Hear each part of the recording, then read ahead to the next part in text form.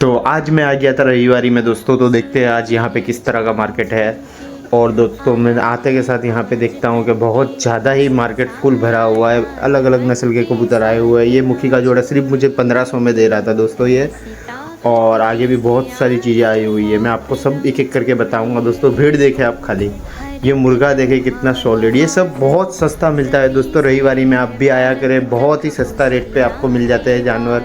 और ये हमारा शैतान भाई देखे कबूतर की आंखों में क्या पता है क्या देख रहा है। तो फिर से हमारा शैतान भाई एक कबूतर को सौदे मारने लगा दोस्तों। ये कलपरी सारंगपुरी कबूतरी थी।